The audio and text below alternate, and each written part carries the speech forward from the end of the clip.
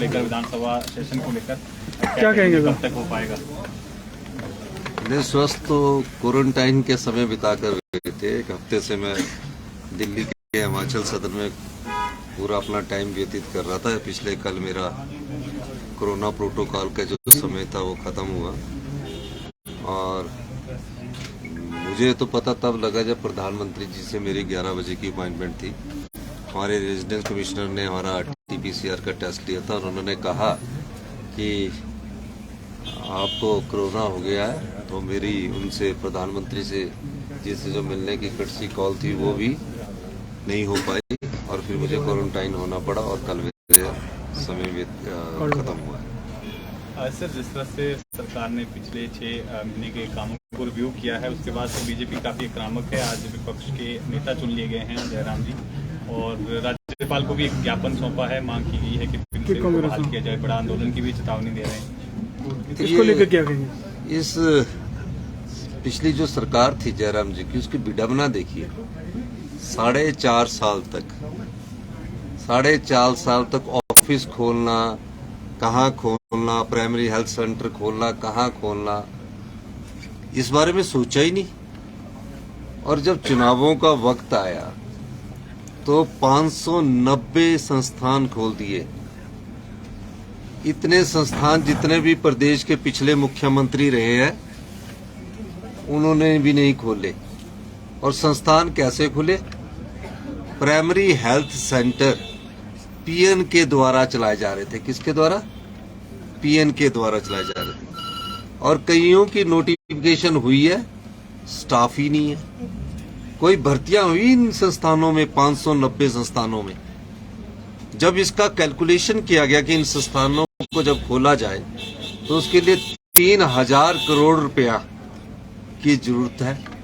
प्रदेश में 75,000 करोड़ रुपए का बोझ है। आपने 3000 करोड़ का प्रावधान करना था। डबल इंजन की सरकार बोलते थे, रिवाज बदलने की बात बोलते थे।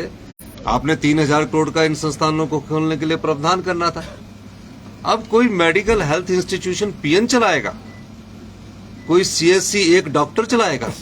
ना एक्सरे की मशीन है, ना CT स्कैन की मशीनें आपकी ठीक है, गवर्नेंस नाम की चीज नहीं थी। आप संस्थान खोल के राजनीतिक रोटियां तो सेक रहे थे, लेकिन लोगों ने उन संस्थानों खोलने के बाद भी, 590 संस्थान खोलने के बाद भी जनता ने आपको नकार दिया।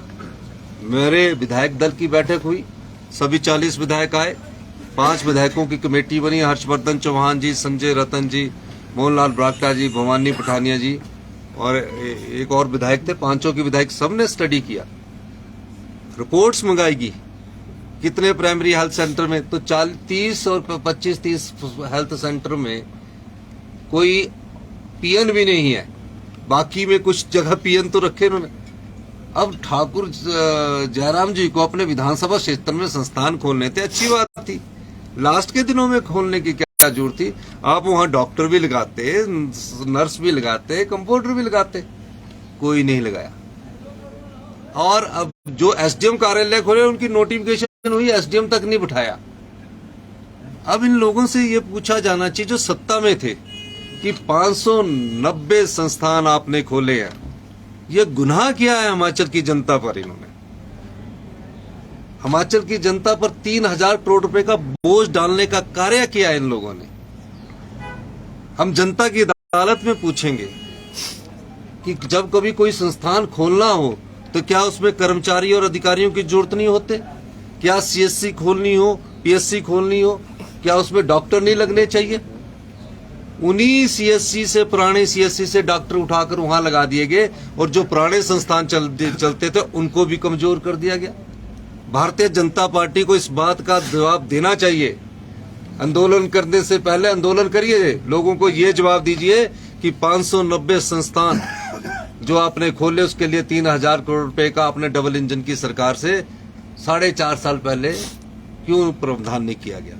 ये बात बहुत स्पष्ट है कि सिर्फ राजनीतिक दृष्टिकोण से जो संस्थान खोले जाते हैं, अगली सरकार पर बोझ डालने के लिए जो सरकार को खोलने जाते हैं। हमने इसीलिए कहा है, हम सत्ता के लिए नहीं आए हैं, हम व्यवस्था परिवर्तन के लिए आए हैं।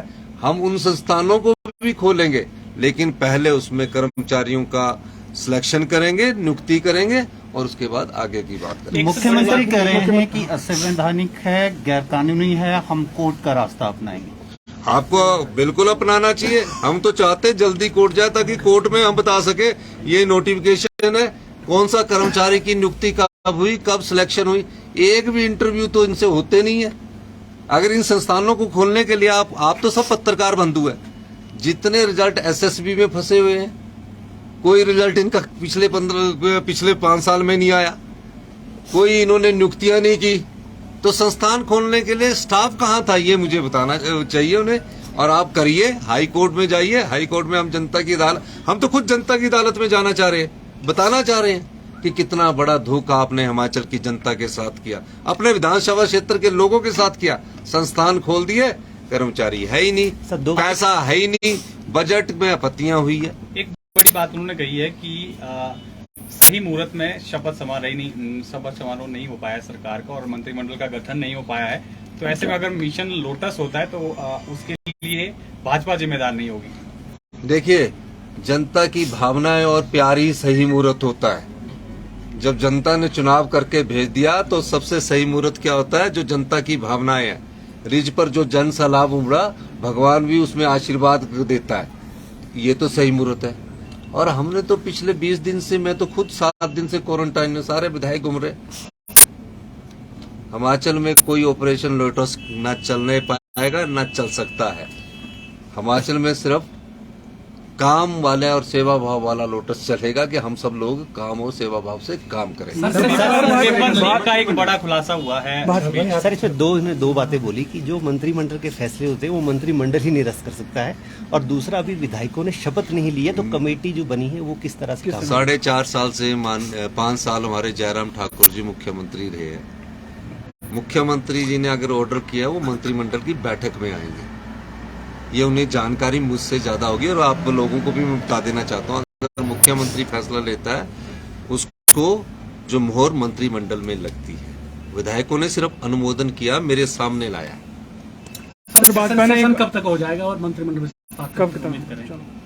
मंत्रिमंडल विस्तार भी करेंगे और सेशन भी करेंगे, आपका सहयोग भी लेंगे। आपको क्रिसमस की बहुत बहुत सर, भाजपा ने एक और बात की है उसको लेकर उन्होंने कहा कि जब हमारे समय में पेपर लीक हुए थे तो हमने सीबीआई को दिया था, और क्या नई सरकार भी इस पूरी जांच के बाद सीबीआई को देगी?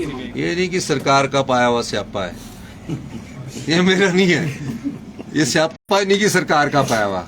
कैसे? मैंने मुख्यमंत्री बनने के बाद कुछ पुलिस अधिकारियों को बुलाया और कहा, जब भी पेपर हो उस समय ये पेपर लीक गिरोह एक्टिव होगा।